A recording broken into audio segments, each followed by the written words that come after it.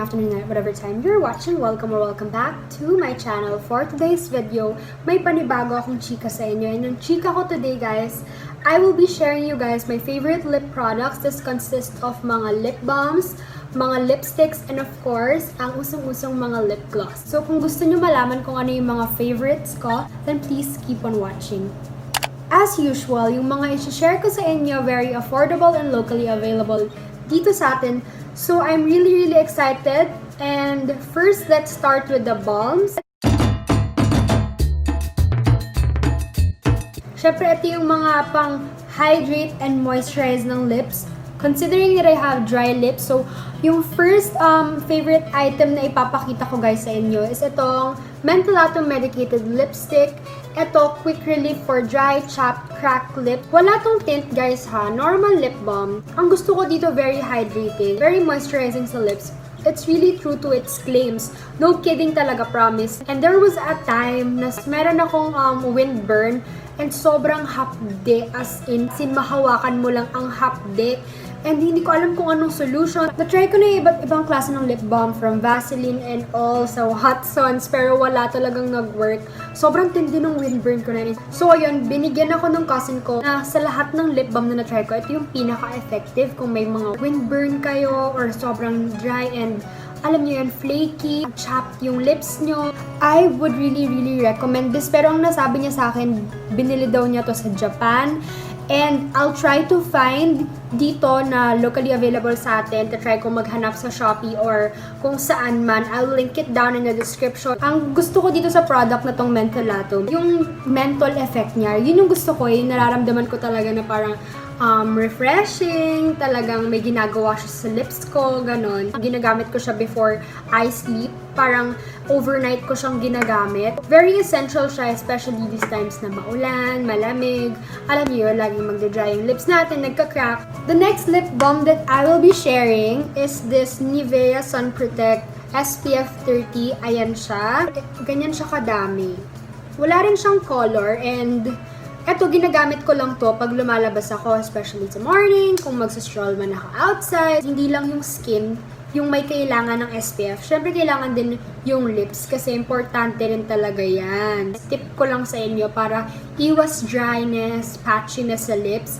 Pag nagtutoothbrush kayo, i-brush nyo rin yung lips nyo after. Effective yun guys pagtanggal ng mga dead skin or kaya towel, tapos medyo basa, yun yung ipang scrub nyo ng onte. For hygienic purposes, dapat may pang toothbrush din kayo ng lips para at least, diba, magkaiba yun. So that is it for the lip balm. And now, let's proceed sa mga lip gloss. Lahat ng mga papakita ko guys sa inyo for 100 and below. Sobrang affordable lang neto. Ito wala pa tong 100 pesos. Wala rin ata tong 50 pesos. Ito yung Fashion 21 Lipshine. Sobrang ganda ng lip gloss na to. Isaswatch ko na lang dito sa kamay ko. Ayan. Wala rin siyang color. Ayan yung itsura niya. Ang ganda, diba? Pagka tinatop off ko siya sa isang lipstick or lip tint, yun yung gusto ko itong ginagamit kasi parang siyang pang lip topper. Lahat naman to favorite ko, kaya obviously wala na kayong maririnig sa akin kundi favorite ko talaga to. The best in everything is this EB Advanced Vinyl Lip Gloss. This is all over the internet. Pero kung gusto niyo na talaga ng pasok sa budget na the best, the quality is nice, try nyo itong vinyl lip gloss. Parang mas na-feel ko na mas plump yung lips ko pag ginagamit ko to, mas juicy. And basta, iba yung effect na nabibigay niya. Ito yung lagi kong ginagamit pagka minsan nag-tiktok ako, minsan nililayer ko siya. Up next naman, I really didn't know na magugustuhan ko tong product na to. Ang tumagal-tagal na ginagamit ko siya, nagugustuhan ko na yung product. This is the Squad Flower Lip Oil. Sobrang bango neto, nakaka-addict yung amoy niya. Basta sobrang sweet nung scent niya. Pag nilagay niyo siya sa lips, meron siyang tint na pink. Pero kung hindi kayo fan ng mga pink, then this is not for you. I would really suggest this kung gusto niyo mag-top off kayo ng mga brown or like nude na lipsticks, tapos lagyan niyo neto. Ang gusto ko kasi dito, oil-based siya. Mas long-lasting siya compared sa mga ibang lip gloss. Kasi parang lip shine na rin siya eh. Itong Makeup Forever Professional na Artist Flexi Gloss. Sobrang ganda neto. Pero, alam ko na medyo pricey to. Ayan siya. Kita nyo ba? Ang ganda ng color niya, 'di ba? See? Ito yung tipo ng lip gloss na sobrang long lasting. Pero guys, huwag kayo malungkot kasi wala akong mahanap nito locally available. Medyo pricey rin to. Hanapan ko ng dupe. Available to sa Shopee. Ito yung 020 nila na mirror lip gloss in the shade 05. Ito, mas darker lang siya. And mas mabango nga to guys eh. Kahit na mas darker to, pag in-apply nyo sa lips, sakto lang yung color niya. This one, ayan, ito siya. Ang ganda, 'di ba? Ililink ko down in the description. Parehas sila, similar na similar yung parang texture nila and yung consistency nila. Parehas silang medyo sticky. Parang yun ata yung nag-act as para mas maging long-lasting siya. So, marirecommend ko talaga siya. And mas gusto ko nga yung shade neto compared to this one. Pero parehas silang may little glitters on it, which makes it really, really extra. So, ililink ko to down in the description. You guys should check this out. Ayan. Ang ganda, diba? Ang bongga. So, ito si Makeup Forever, and then ito naman si 020. So, now let's proceed naman sa aking mga favorite lipsticks. If nagtataka kayo, favorite lip products, bakit walang lip tint, diba? Ako kasi personally, hindi ako mahilig sa mga lip tint. I'm more of a lipstick or like velvet type of girl. Hindi kasi ako mahilig sa mga water-based kasi in my opinion lang guys, based on my experience, pag mga water tints, mas nagda-dry and nagpa-patchy yung lips ko. Hindi ko siya nagugustuhan over time. Unlike pag lipsticks talaga, like yung mga cream or like glossy or like mga satin kind of lipsticks or mga velvet, mas nagkakaroon ng hydration and moisture yung lips ko and mas gusto ko yung itsura niya sa lips ko kahit tumagal. So the first two items, yes, sabay ko na silang ipapakita, na lipstick na favorite ko, Holy Grail talaga, as in 2018 until now. Repurchase ako ng repurchase. This is the EB Advanced LTD Liquid Lipstick. Alam niyo, mahirap akong ma-impress sa mga liquid lipstick nowadays na parang pare-parehas silang drying and sobrang matte. Ito guys, very mousse and cream-like pero matte finish. I don't know how to explain pero let me swatch this. My favorite shade is Pink Pearl and Soft Cinnamon. I actually have 3 more shades here. Ito yung 3 pang shades pero hindi ko na masyado nagagamit. Ito yung Skinny Dip, Cashmere Blush, and of course, Moody Merlot. So, ayan yung itsura niya. Sobrang tagal na neto and sobrang underrated neto sa market. This deserves the hype, I swear. Mura lang din to guys, nasa less than 200. Before, way back, nung hindi pa ako ma-MLBB type of girl, puro red lipsticks lang talaga and dark lipsticks. Kasi yun yung bagay sa facial features ko eh. Grabe yung pigment, 'di ba? As in buong buo and makikita mo talaga na pantay yung color niya. Hindi siya yung patchy tignan. Magka-creamy mousse siya pag in-apply mo, then magto-turn siya into matte. Kita nyo naman, kung ano yung color ng cap, ganun na ganun din yung color ng lipstick. So, hindi kayo masascam. Kasi, titingnan nyo, sobrang magkaparehas lang yung color niya. And it contains 5 ml of product. And yung scent nito guys, sobrang bango. Ito yung favorite red shade ko sa kanila, yung Soft Cinnamon. As in, Holy Grail ko to. Actually, ubos na nga eh. Hindi ko alam kung paano ba to.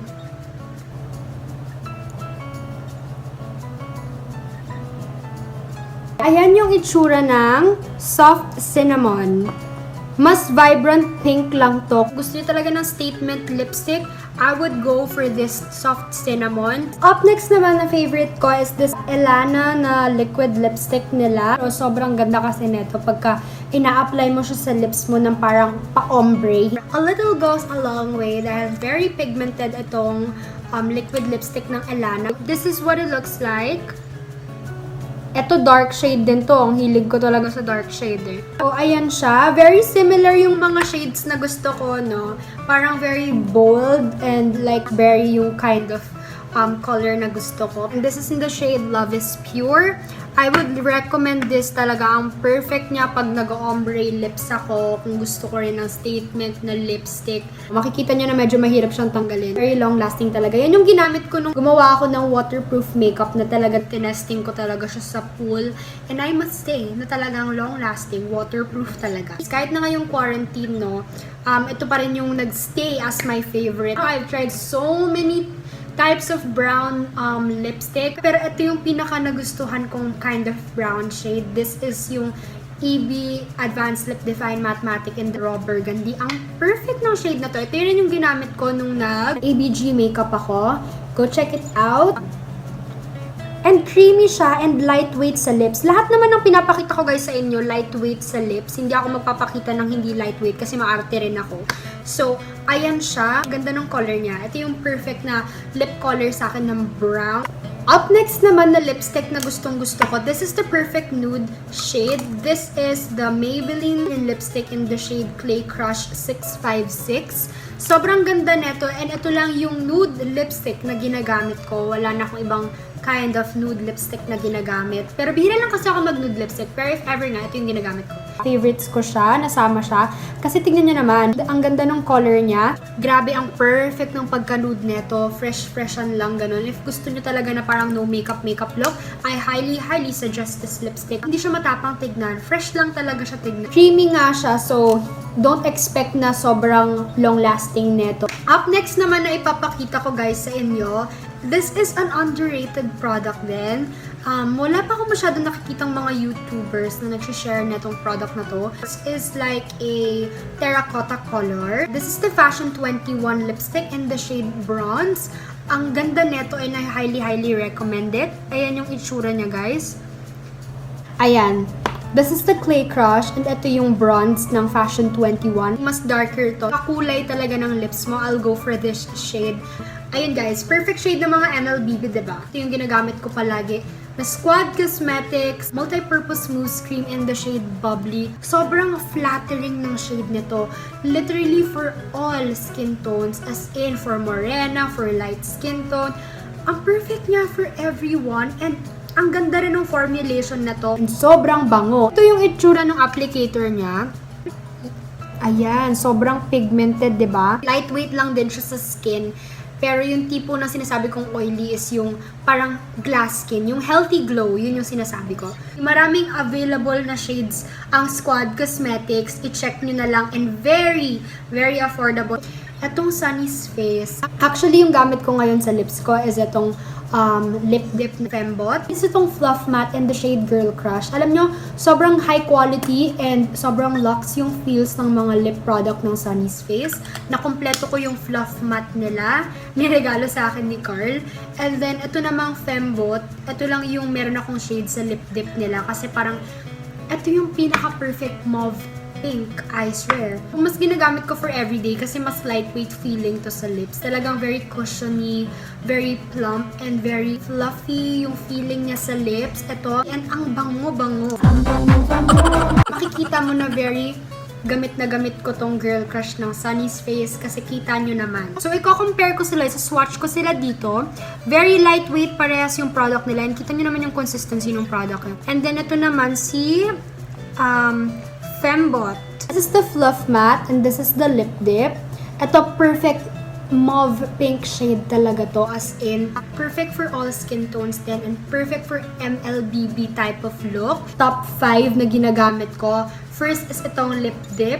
Sunod itong Fluff Matte. Madalas ko ginagamit itong O2O pag gusto ko ng lip gloss. And then itong Squad Cosmetics. And last but not the least, etong Soft Cinnamon ng LKD Liquid Lipsticks. Ayan yung top 5 favorites ko sa favorites ko.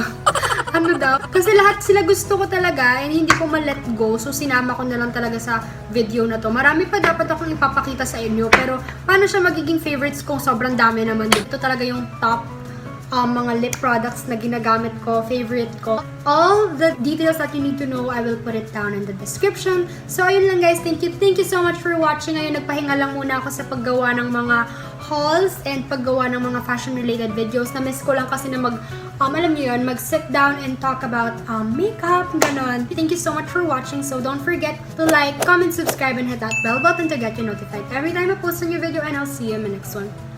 Bye!